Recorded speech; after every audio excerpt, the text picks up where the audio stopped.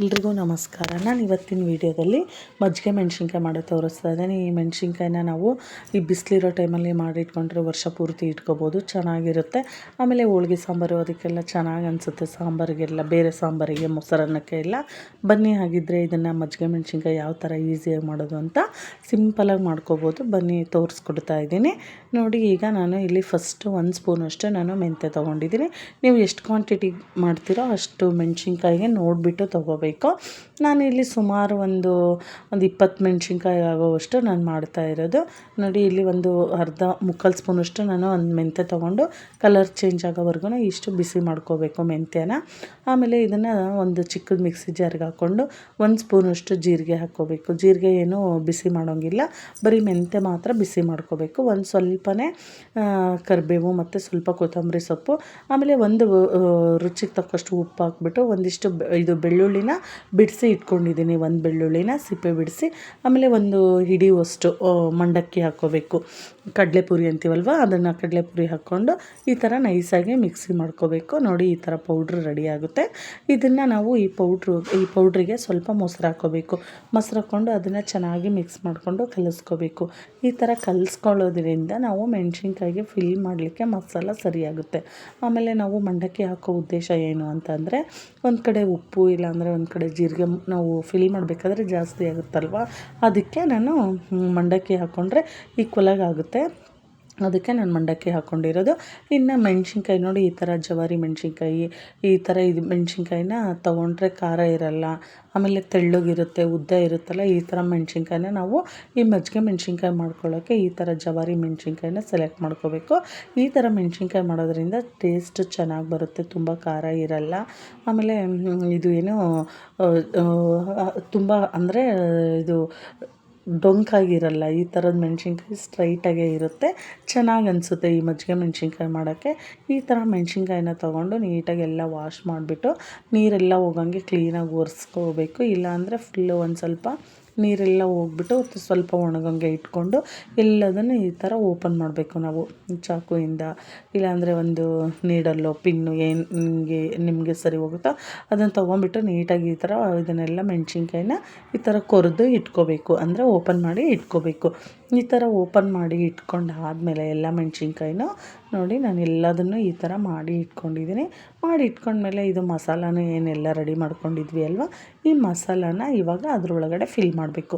ಅದರೊಳಗೆ ನೀಟಾಗಿ ಈ ಥರ ಫಿಲ್ ಮಾಡಿಬಿಟ್ಟು ಇದನ್ನ ಸ್ವಲ್ಪ ಮೆಣಸಿನ್ಕಾಯಿನ ಈ ಥರ ಅಗಲ ಮಾಡ್ಕೊಂಡು ಅದರೊಳಗಡೆ ಮಸಾಲ ಫಿಲ್ ಮಾಡಿ ಮತ್ತೆ ನೀಟಾಗಿ ಅದನ್ನ ಪ್ರೆಸ್ ಮಾಡಬೇಕು. ಪ್ರೆಸ್ ಮಾಡಿಬಿಟ್ಟು ಕ್ಲೋಸ್ ಮಾಡಿದರೆ ಅದು ನೀಟಾಗಿ ಮಸಾಲ ಎಲ್ಲ ಚೆನ್ನಾಗಿ ಒಳಗಡೆ ನೀಟಾಗಿ ಹಿಡಿಯುತ್ತೆ. ಇದು ಫುಲ್ಲು ಎಲ್ಲದನ್ನು ಇದೇ ಥರ ಫಿಲ್ ಮಾಡಬೇಕು ಈ ಮಸಾಲಾನ. ನಮಗೆ ಅದು ಏನಾದರೂ ಮಸಾಲ ಸ್ವಲ್ಪ ಗಟ್ಟಿ ಆಯಿತು ಅನಿಸಿದ್ರೆ ಇನ್ನೊಂದು ಸ್ವಲ್ಪ ಬೇಕು ಅಂದರೆ ಮೊಸರು ಹಾಕ್ಕೋಬೋದು.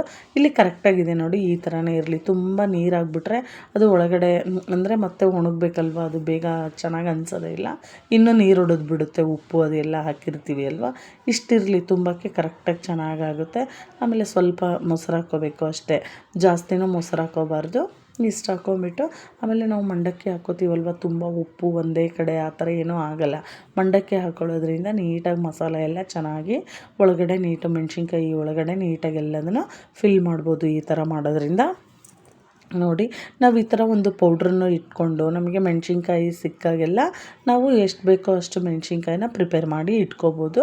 ಪೌಡ್ರ್ ಮಾಡಿ ಇಟ್ಕೊಂಡ್ರೆ ಮೆಂತ್ಯ ಮತ್ತು ಜೀರಿಗೆ ಹುರಿದ್ಬಿಟ್ಟು, ಮೆಂತ್ಯ, ಜೀರಿಗೆ ಮತ್ತು ಉಪ್ಪು ಇದಿಷ್ಟನ್ನು ಎಲ್ಲದನ್ನು ಪೌಡ್ರ್ ಮಾಡಿ ಇಟ್ಕೊಂಡ್ರೆ, ಕರಿಬೇವು, ಕೊತ್ತಂಬರಿ, ಆಮೇಲೆ ಮೆಣಸಿನ್ಕಾಯಿ ಸಿಕ್ಕಾಗೆ ಈ ಥರ ನಾವು ಮಾಡಿ ಇಟ್ಕೊಂಡು ಬಿಸಿಲಿದ್ದಾಗೆ ಚೆನ್ನಾಗಿ ಒಣಗಿಸಿ ಇಟ್ಕೊಂಡ್ಬಿಟ್ರೆ ನಾವು ವರ್ಷ ತುಂಬ ಈಸಿಯಾಗಿ ಇದನ್ನು ಸ್ಟೋರ್ ಮಾಡಿ ಇಟ್ಕೋಬೋದು. ಈ ಥರದ ಮೆಣಸಿನ್ಕಾಯಿ, ಈ ಥರ ಮೆಣಸಿನ್ಕಾಯಿನ ನಾವು ಮೊಸರನ್ನ ಜೊತೆನೂ ತುಂಬ ಚೆನ್ನಾಗಿರುತ್ತೆ. ಮೊಸರನ್ನ ಜೊತೆ, ಆಮೇಲೆ ಹೋಳ್ಗೆ ಸಾಂಬಾರು ಮಾಡ್ತೀವಲ್ವ, ಹೋಳ್ಗೆ ಸಾಂಬಾರಿಗೂ ಸಖತ್ತಾಗುತ್ತೆ ನೋಡಿ ಟೇಸ್ಟು. ಇದು ತುಂಬ ಚೆನ್ನಾಗಂದರೆ ತುಂಬ ಚೆನ್ನಾಗಿರುತ್ತೆ ಈ ಮೆಣಸಿನ್ಕಾಯಿ ನೋಡಿ. ಅದನ್ನು ನಾವು ಬಿಸಿಲಲ್ಲೇ ಮಾಡ್ಕೋಬೇಕು ಈ ಸಮ್ಮರಲ್ಲಿ.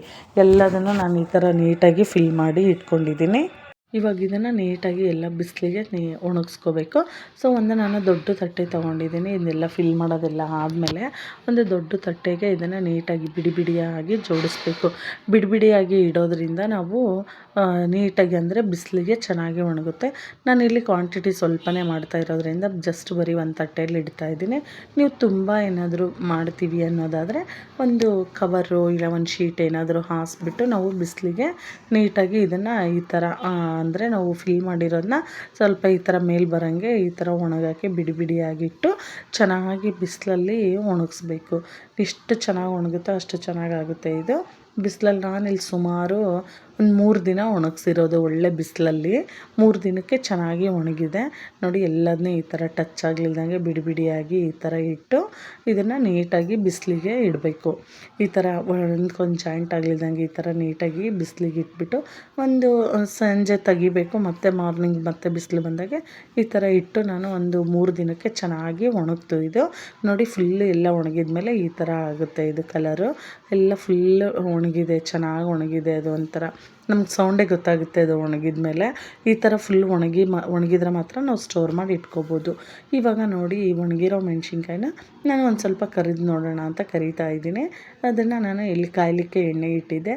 ಎಣ್ಣೆಗೆ ಹಾಕಿಬಿಟ್ಟು ಸ್ವಲ್ಪ ಎಣ್ಣೆ ಬಿಸಿ ಆದಮೇಲೆ ಈ ಥರ ಕರಿಬೇಕು. ಇದನ್ನು ನಾವು ಯೂಶಲಿ ಹಪ್ಪಳ ಮತ್ತು ಸಂಡಿಗೆ ಏನಾದರೂ ಕರಿತೀವಿ ಅಲ್ವಾ, ಈ ಏನಾದರೂ ಸ್ಪೆಷಲ್ ಊಟ ಮಾಡಿದಾಗ ಆವಾಗ ಆ ಎಣ್ಣೆ ಏನು ಕಾದಿರುತ್ತಲ್ಲ, ಎಣ್ಣೆ ಆಫ್ ಮಾಡಿ ಆದಮೇಲೆ ಈ ಮೆಣಸಿನ್ಕಾಯಿನ ಹಾಕಿಬಿಟ್ಟು ತೆಗಿಬೋದು. ಬೇಗನೆ ಆಗುತ್ತೆ ಇದು ಮೆಣಸಿನ್ಕಾಯಿ, ಬೇಗನೆ ರೋಸ್ಟ್ ಆಗಿಬಿಡುತ್ತೆ, ಬೇಗನೆ ಫ್ರೈ ಆಗಿಬಿಡುತ್ತೆ ಆಯಿಲಲ್ಲಿ.